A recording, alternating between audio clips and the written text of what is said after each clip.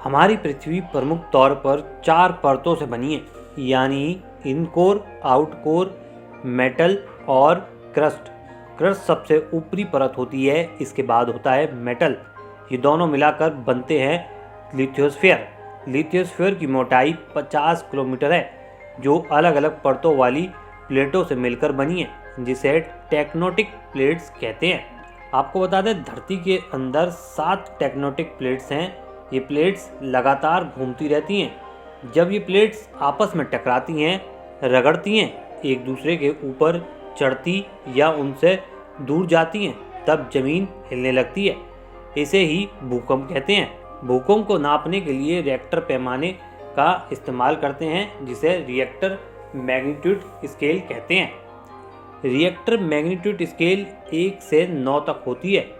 भूकंप की तीव्रता को उसके केंद्र यानी एपिसेंटर से नापा जाता है, यानी उस केंद्र से निकलने वाली ऊर्जा को इसी स्केल पर मापा जाता है।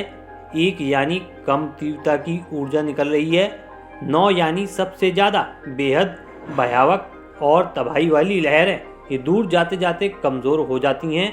अगर रिएक्टर पैमाने पर तीव्रता 7 दिखती है तो उसके आसपास के 40 किलोमीटर के दायरे में तेज़ झटके होते हैं। आपको बता दें, वैज्ञानिकों को मानव इतिहास के अब तक के सबसे बड़े भूकंप के बारे में पता चला है। चिली यूनिवर्सिटी के प्रोफेसर डियागो साल्जासर ने इस बारे में रिसर्च की है। इस भयानक भूकंप की तीव्रता रिएक्टर पैमाने पर 9.5 थी। इस भूकंप से 8000 किलोमीटर तक सुनामी आई थी। उस समय धरती पर रह रहे इंसानों को 1000 साल तक आसपास के समुद्र तटों को छोड़ना पड़ा था। ये भूकंप 3800 साल पहले आया था। जहां ये आया था उसे अब उत्तरी चिली कहा जाता है। एक टेक्टोनिक प्लेट्स के टूटने की वजह से इस इलाके की तटरेखा ऊपर उठ गई थी। भूकंप की वजह से सुनामी की 66 फीट लंबी लहरें उठी थी। आपको बता दें, अब तक रिकॉर्ड किया गया है सबसे बड़ा भूकंप 1960 में आया था, वो भी वाल्डिविया अर्थक्वेक था। ये 9.4 से 9.6 के बीच की तीव्रता का था। इसने दक्षिणी चिली को हिलाकर रख दिया था। इस भूकंप से 6000 लोग मारे गए थे। इसकी वजह से प्रशांत महासागर में बार बार सुनामी आई। वाल्डिविया भूकंप जिस टेक्टोनिक प्लेट्स के टूटने से आया, उसकी लंबाई 800 किलोमीटर थी। इंडियन टेक्टोनिक प्लेट्स हिमालय से लेकर अंटार्कटिका तक फैली हैं। ये पाकिस्तान बॉर्डर को सिर्फ छूती हैं।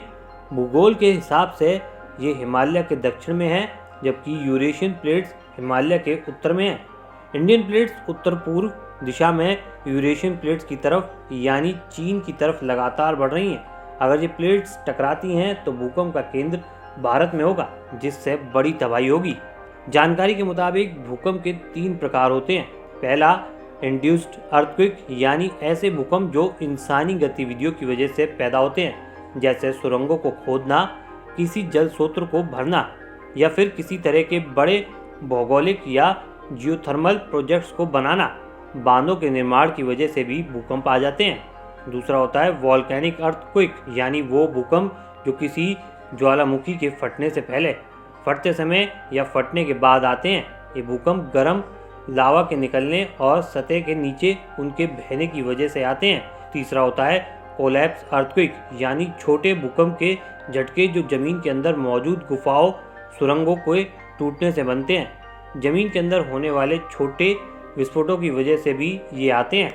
बता दें, चौथा है एक्सप्लोजन अर्थक्वेक। इस तरह के भूकंप के झटके किसी परमाणु विस्फोट या रासायनिक विस्फोट की वजह से पैदा होते हैं।